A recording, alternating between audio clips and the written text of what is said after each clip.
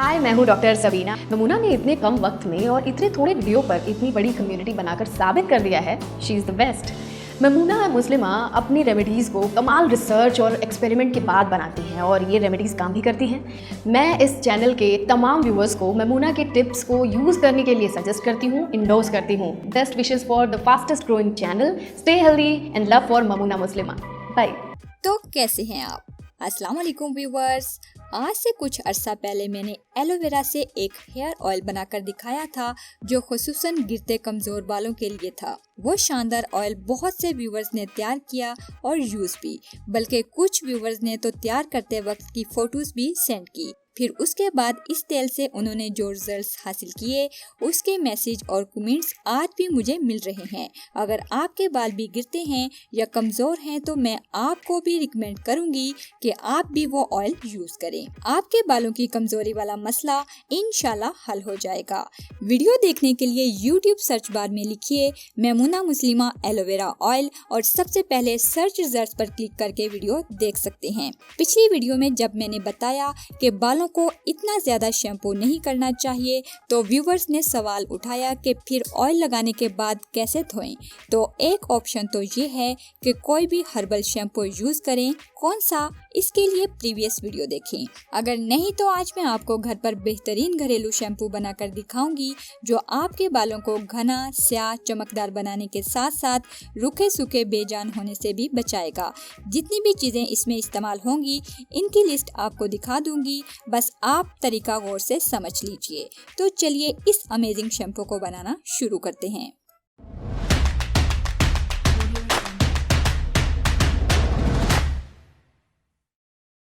मैं हूं ममूना मुस्लिमा और आपको अपनी वीडियो में एक बार फिर से वेलकम कहती हूं। सब्सक्राइब कीजिए ममूना मुस्लिमा चैनल को और इस बेल आइकॉन को दबाइए। तो इस शैम्पू को बनाने के लिए हम सबसे पहले लेंगे ये 3 बेसिक चीजें जो आपको तकरीबन हर हर्बल शैम्पू में मिलेंगी और ये बहुत ही आम सी चीजें हैं। शिकाकाई, आंवला और रीठा। जैसे मैंने बताया ये बेसिक चीजें हैं। इसके बाद हम इसमें कुछ और चीजें भी मिलाएंगे। इन चीजों को शैम्पू में मिलाने के लिए हमें जिस चीज का सबसे ज्यादा ख्याल रखना पड़ेगा वो है इनकी मिकदार, क्योंकि बताई हुई सही मिकदार ही इसे बेहतरीन शैम्पू बना पाएगी।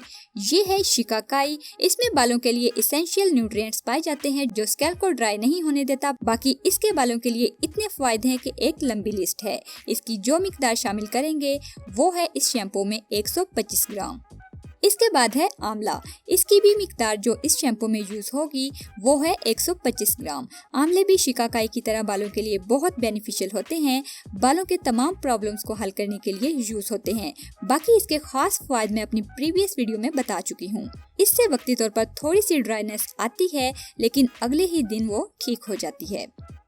और तीसरे नंबर पर है रीठा। ये एंटीबैक्टीरियल और एंटी फंगल प्रॉपर्टीज रखता है। सर को डैंड्रफ और बालों की कमजोरी से बचाता है। बालों को सॉफ्ट और शाइनी लुक देता है और खास तौर पर झाग बनाने का बहुत अच्छा सोर्स है। इसको हम इसमें यूज करेंगे 500 ग्राम यानी आधा किलो, क्योंकि हमें शैम्पू में झाग चाहिए ताकि वो ऑयल वगैरह को रिमूव कर सके। झाग बनाने के लिए यहाँ एक और ऑप्शन भी है, वो है छोटे बच्चों का कोई भी शैम्पू ऐड कर सकते हैं, क्योंकि इनमें केमिकल्स की मिकदार बहुत कम होती है और बिल्कुल हल्के फुल्के होते हैं। अगर बच्चों का शैम्पू यूज करें तो आपने रीठे की मिकदार 125 ग्राम रखनी है वरना 500 ग्राम।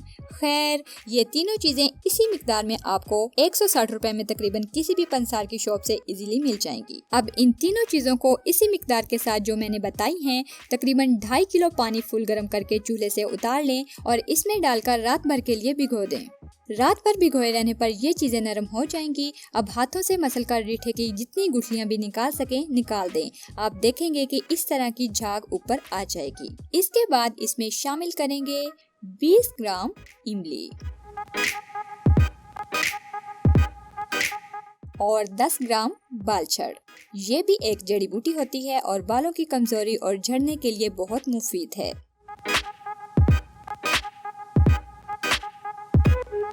इसके बाद हम इसमें मिलाएंगे मेथी दाना, तकरीबन 2 चम्मच। मेथी दाना बालों के लिए किसी गोहरे नायाब से कम नहीं। अब इस मिक्सचर को मिक्स करके हम 30 से 40 मिनट के लिए हल्की आंच पर चूल्हे पर पकाएंगे। जब तक ये चूल्हे पर पकेगा तब तक हम कुछ और काम कर लेते हैं। एक एलोवेरा का पत्ता लें और 15 से 20 पत्ते नीम के।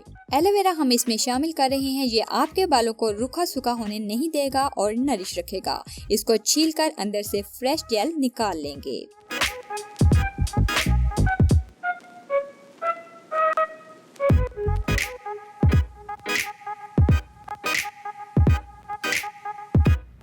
और किसी बाउल में डालकर नीम के पत्ते इसमें डाल दें। फिर इसमें आधा गिलास पानी ऐड करके इस मिक्सचर को ग्राइंड कर लें और 10 मिनट तक हल्की आंच पर पका लें। अब हमारा पहले वाला मिक्सचर पककर तैयार हो चुका है। इसे ठंडा करने के बाद हाथों की मदद से अच्छी तरह मसल लें ताकि इसमें जो भी चीजें मिलाई गई हैं वो अच्छी तरह मिक्स हो जाएं। आपको रीठे की कुछ बची हुई गुठलियां नजर आ रही होंगी जो हमने अलग कर ली हैं। अब इसमें से जो भी फोक निकलेगा उसे अलग कर दें। आपको इसमें झाग भी बनती हुई नजर आ रही होगी। अब इसे एक छन्नी की मदद से साफ बर्तन में निकाल लें।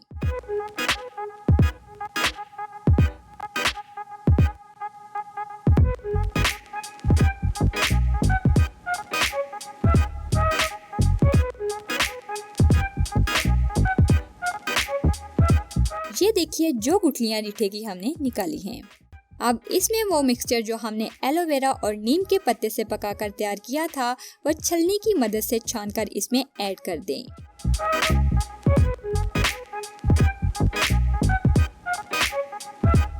लीजिए आपका शैम्पू तकरीबन तैयार है। इसमें अच्छी खुशबू के लिए आप सफेदे का तेल या चमेली का तेल ऐड कर सकते हैं, चंद कतरे।